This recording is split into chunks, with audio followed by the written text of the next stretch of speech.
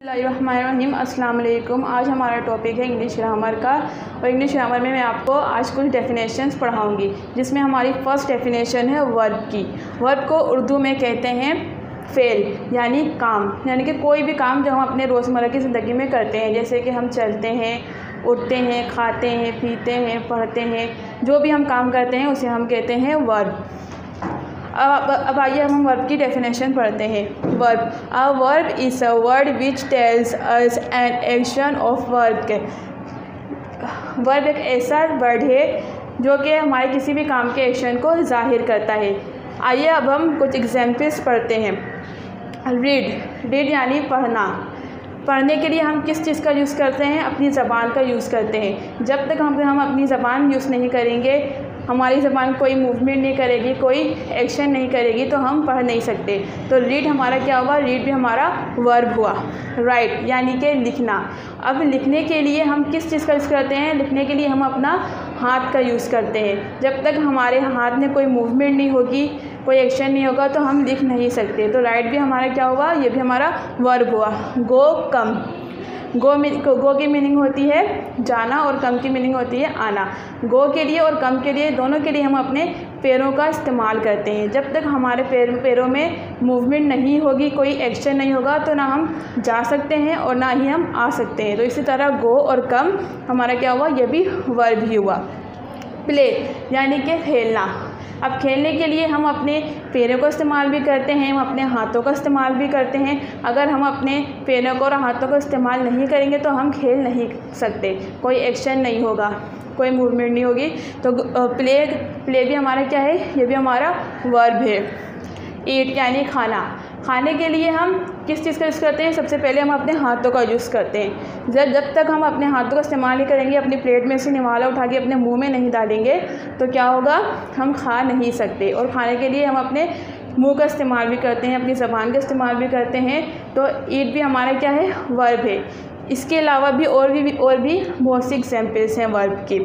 अब ये हमारी वर्ब की डेफिनेशन यहाँ पर ख़त्म होती है। उम्मीद करती हूँ कि आपको समझ में आई होगी। अब हमारा नेक्स्ट टॉपिक है प्रोनाउन का। प्रोनाउन कहते हैं इसमें ज़मीर को। अब हम डेफिनेशन पढ़ते हैं। A pronoun is a word that is used in place of noun, यानी ऐसे अल्फाज जो इस्म की जगह इस्तेमाल हो, उसे हम कहते हैं प्रोनाउन। अब हम कुछ एग्जाम्पल्स के ज़रिए ये डेफिनेशन समझते हैं। आई की मीनिंग है मैं।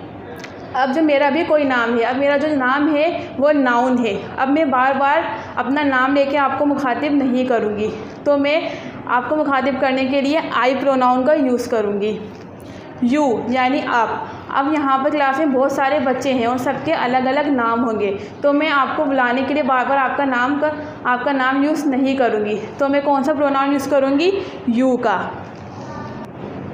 ही का जो वर्ड है वो हम किसी मेल के लिए इस्तेमाल करते हैं, यानी कि किसी लड़के के लिए इस्तेमाल करते हैं। जब भी किसी लड़के की बात हो तो हम ही का यूज़ करते हैं, ही प्रोनाउन का यूज़ करते हैं। शी का इस्तेमाल हम जब करते हैं जब जहाँ पर फीमेल की बात हो रही हो, यानी कि किसी लड़की की बात हो रही हो, तो हम शी प्रोनाउन यूज़ करते हैं। जब नॉन लिविंग थिंग्स के बारे में बात हो रही हो या एनिमल्स के बारे में बात हो रही हो, तो हम कौन सा प्रोनाउन यूज़ करते हैं? इट का। वी की मीनिंग है हम। जब मैं अपने बारे में बात कर रही हूँ और अपने साथ किसी और के बारे में बात कर रही हूँ, तो हम वी प्रोनाउन का यूज़ करते हैं। दे, जब एक से ज़्यादा लोगों के बारे में बात हो रही हो, तो हम दे प्रोनाउन यूज़ करते हैं। etc। इसके अलावा और भी बहुत सारी एग्जाम्पल्स हैं प्रोनाउन की। अब ये हमारा प्रोनाउन का टॉपिक ख़त्म होता है। अब हम होमोफोन्स के टॉपिक पर आएंगे। हमारी थर्ड डेफिनेशन है होमोफोन्स की। होमो यानी सेम और फोन यानी साउंड, सेम साउंड। और होमोफोन को उर्दू में कहते हैं हम काफिया अल्फाज, यानी एक जैसी आवाज़ वाले अल्फाज।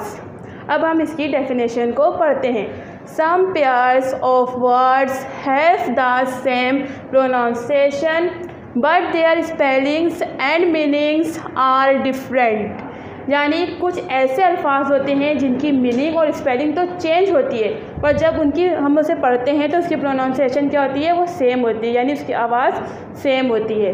हम इनकी एग्जाम्पल को समझते हैं। Meet, beat. अब देखें, आप जब मैंने इसे पढ़ा तो इसकी प्रोनाउंसिएशन क्या थी, सेम थी, लेकिन इसकी इन दोनों की एग्जाम्पल चेंज है और इनकी मीनिंग भी चेंज है। MEAT मीट की मीनिंग है गोश्त, और MEET इसकी मीनिंग है मिलना। अब इसी तरह हम कुछ और एग्जाम्पल्स को पढ़ते हैं। Words homophones, meet made, plane plain, are their, wait weight, know no, bear hair, fair, air, two, सी।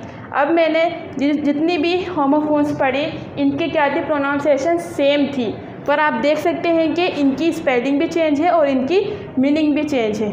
तो ये है हमारे होमोफोन्स। 4 डेफिनेशन है आर्टिकल्स की। आर्टिकल्स 3 होते हैं, आ, एन और द। और आर्टिकल्स पढ़ने से पहले हमें ये पता होना चाहिए कि वोवेल्स कौन से लेटर्स हैं और कॉन्सोनेंट्स कौन से लेटर्स हैं। चलिए अब हम जानते हैं कि वोवेल्स कौन से लेटर्स हैं और कॉन्सोनेंट कौन से लेटर्स हैं।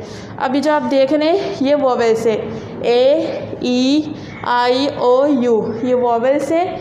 और कॉन्सोनेंट कौन कौन से हैं, B, C, D, F, G, H, J, K, L, M, N, P, Q, R, S, T, V, W, X, Y, Z, ये हैं कॉन्सोनेंट्स।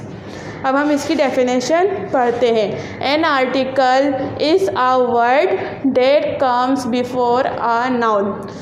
आर्टिकल्स ऐसे लफ्ज़ होते हैं जो हमेशा नाउन से पहले यूज़ होता है। और नाउन हम किसे कहते हैं, किसी भी शख्स, चीज़ या जगह के नाम को हम नाउन कहते हैं और इससे पहले हम आर्टिकल यूज़ करते हैं।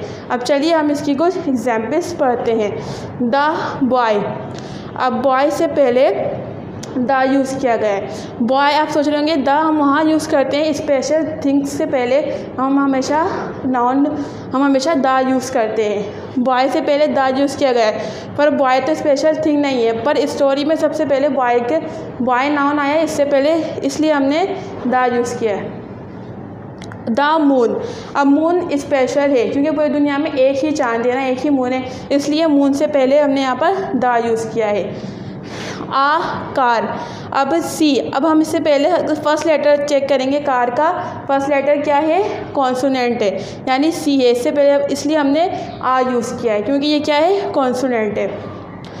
एन एप्पल, अब इससे पहले हमने एन क्यों यूज़ किया, क्योंकि एप्पल का जो फर्स्ट लेटर है वो वोवेल्स है और जो जहाँ पर वोवेल्स होगा उससे पहले हम हमेशा एन यूज़ करेंगे। मैं उम्मीद करती हूँ कि आपको ये चारों डेफिनेशन समझ में आ गई होगी। अल्लाह हाफिज़।